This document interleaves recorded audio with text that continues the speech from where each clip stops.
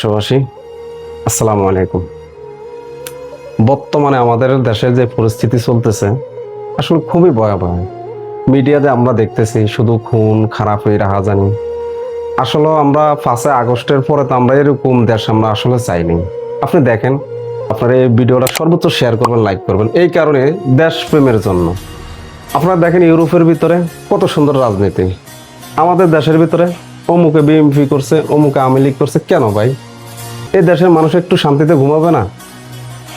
এগুলো তো আমরা আর দেখতে চাই না। এই দেশের মানুষ প্লিজ একটু শান্তি চায়। এই খুনাখুনি, হানাহানি, রাজনীতি, প্রতিহিংসা, এগুলো আপনি একটু বন্ধ করেন না ভাই।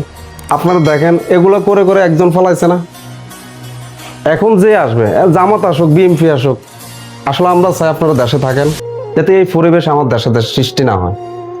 এই দেশের ভিতরে আপনারা চুরি ডাকাতি রাহাজানি এগুলো বন্ধ করেন। শুধু ভাগাভাগি শুধু মনে করেন যে কি টাকা পয়সা কি ভাই কবরে যায়? যাবে না তো। কাফনের কি কোনো পকেট হয় নাকি?